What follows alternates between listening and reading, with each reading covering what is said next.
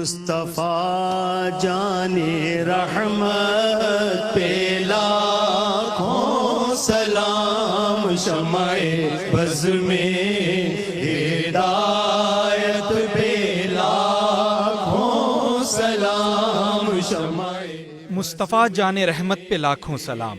مولانا احمد رضا خان بریلوی کا بارگاہ رسالت صلی اللہ علیہ وسلم میں پیش کیا گیا سلام۔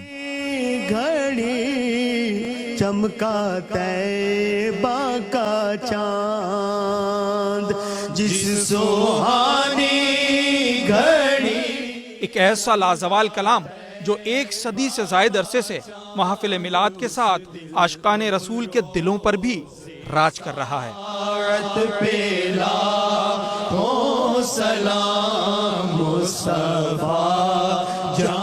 سب سے بڑی اہمیت یہ ہے کہ کوئی سلام ایسا نہیں ہے جو برسوں قائم رہا ہو اور چلتا رہا ہو۔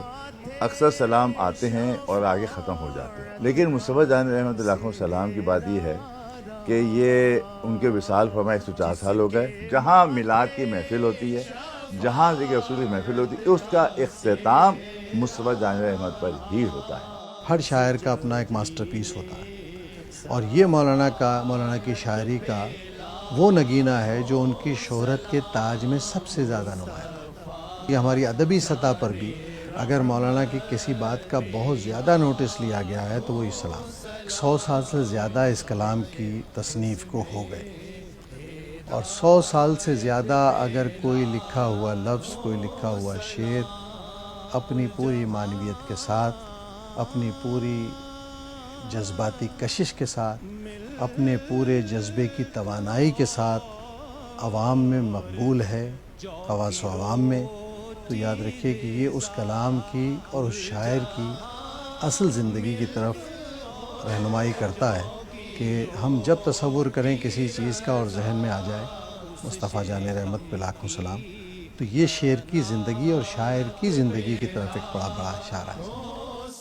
شعری اور ادبی عظمت کے ساتھ ساتھ اس سلام کے ضبط تحریر میں آنے کا واقعہ بھی احمد رضا خان کی عظمت کی دلیل ہے، کیونکہ مصطفیٰ جان رحمت پہ لاکھوں سلام سے پہلے اردو میں کوئی سلام موجود نہیں تھا۔ وہ ٹرین کے سفر میں جا رہے تھے بریلی شریف سے کسی اور شہر، ایک شخص نے سے سوال کیا، حضرت اردو زبان میں کچھ سلام نہیں۔ یہ سوال کیا، آپ نے کہا قلم دوات لاؤ، کاغذ دے دو، میں سفر میں تمہیں، ان کے پاس چیزیں موجود تھیں۔ آپ یقین کریں کہ ابھی وہ اسٹیشن آیا نہیں تھا جہاں انہیں جانا تھا، اس سے پہلے انہوں نے 170 یا 172 اشعار لکھ کر ان کو دے دی۔ اس شکم کی قناعت پہ لاکھوں سلام۔ احمد رضا خان کے سلام کی ایک بڑی خصوصیت اس کی جامعیت بھی ہے۔ دینی اسکالرز اور ادیبوں کا کہنا ہے کہ سلام میں نبی کریم صلی اللہ علیہ وسلم کی سیرت، تمام پہلوؤں کے ساتھ ان کے اہل بیت اصحاب کا بھی ذکر موجود ہے۔ اتنا طویل سلام اس زبان برصغیر میں کسی نے نہیں لکھا، اور نہ اتنا وسیع اعتبار سے میں کہہ رہا ہوں کہ اتنی سیرت کے اتنے پہلو ہوتے ہیں، سارے پہلو ایک ایک شعر کے اندر انہوں نے بعض 2-3 پہلو بیان کر دیے۔ تو اگر کوئی منظوم سیرت النبی پڑھنا چاہے اور منظوم شمائل پڑھنا چاہے، منظوم موضوعات پڑھنا چاہے، منظوم ان کی مغرب پڑھنا چاہے، تو اگر وہ پورا سلام پڑھ لے گا تو نبی کریم صلی اللہ علیہ وسلم کی پوری عظمت سے وہ واقف ہو جائے گا۔ مولانا نے نبی کریم صلی اللہ علیہ وسلم کی صورت، شمائل، سیرت، زندگی، ان کے متعلقین کی زندگی اور ان کے کرداروں کے بارے میں جتنا کچھ غیر محسوس طریقے سے جمع کر دیا، مجھے نہیں لگتا کہ یہ سب کوئی پلان کوئی معاملہ رہا ہو۔